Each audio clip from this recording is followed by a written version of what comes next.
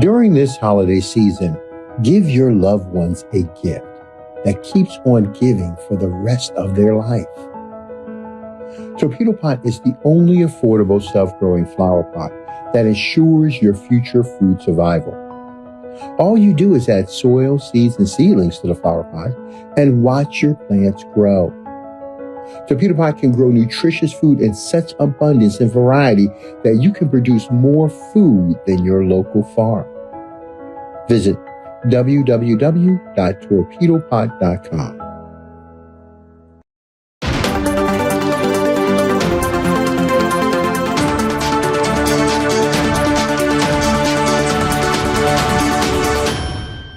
So you have this story out of Hubleton, New York, and you had some Mzungus that decided to spell out, the word they love calling black people and post that on social media. And a lot of people got upset by that and did a protest. Let's go ahead and roll the clip. It doesn't matter if it's said right to you or not. Students say racial slurs hurt, and the jokes and the innuendo. Just because you don't say it to me doesn't mean I don't feel it. It doesn't mean it doesn't hurt me. It doesn't mean it doesn't hurt everybody. And that goes for this. Students forming a choreographed racial slur on the Hubleton High gym floor. It's a slang version of the N-word. We've blocked out 3 letters here.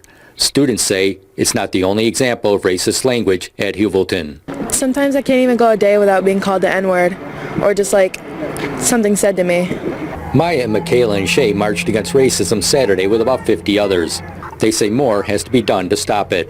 School Superintendent Jesse Coburn has said 5 students in all took part in the N-word incident. He said they've been disciplined. Everybody's been talking about it. Shay goes to Hammond. They're talking about it in Hammond, right? Yeah.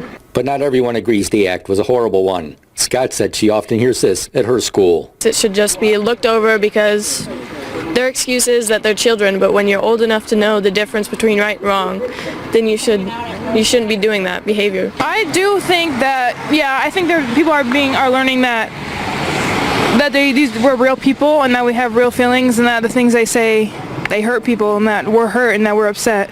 Now, as always, when I see these stories come out about, incidents like this happening to black students and the targeting of black students, the demographics I told y'all about, I always want to look into that. And this particular city is 96% Mzungu and less than 1% black. I told y'all, when you have your population that low in those areas, they get pretty bold with you.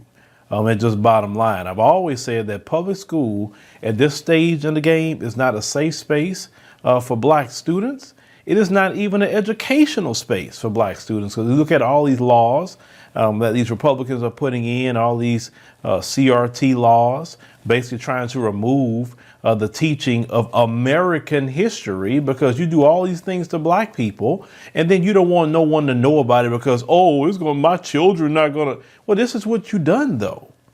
I mean, people need to know about this so it won't be repeated. That's purposely dumbing down your population.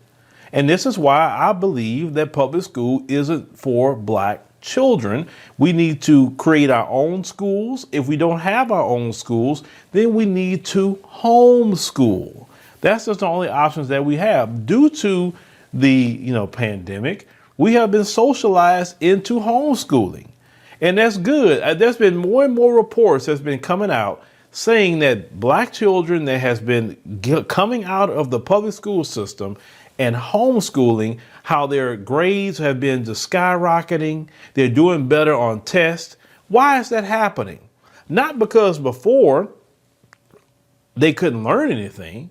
No, when you remove all the racism and white supremacy and race soldiers away from those children and let them learn in an environment free of that, they do very well. This is psychological attacks. There's also physical attacks that happens to black children every day. And we as parents, it's our responsibility to protect our children. Also, as black parents, we must pay attention to the demographics of where we're living. We cannot stay places in America that's 96% Mzungu and less than 1% black people. That's not going to work. You put yourself in more danger that way because you have no backup. Sure, you may have some Mzungus that see that's wrong and they'll come out. Listen, they'll come out with you, but I don't look at you as an ally until I see you actually changing laws. I see you going to bat against your own and you putting your life on the line to do it. Then I look at you as an ally. Shoot, anybody come out there and say it's wrong. Anybody come out there and say, hey, I got a Black Lives Matter side, right? That doesn't impress me whatsoever. No. But as black folks, you need to think about where you're living, okay? Think about where you're living. Live somewhere where we have some numbers, okay? Definitely don't stay nowhere, in my opinion, just my opinion, that is less than, I preferably want you to stay somewhere that's 20% black population or more. But if you have to stay somewhere, it can at least be 10% minimum. Black people, it needs to be double digits. That's what I'm saying. Don't be in these single digit places. Don't do that, because I noticed all the years I've been reporting, that's caused so much trouble for black children in these public schools. But let me know what you think about, this particular story. I hate this happened to these children, but to me, it's just to be expected. I told y'all that's the culture of white supremacy. This is what a lot of them teach in their homes. That's why this stuff is never going to end. Trust me. Thank you for watching, and make sure you subscribe to our YouTube channel and check out the African Diaspora News Channel app in the Google Play and Apple App Store.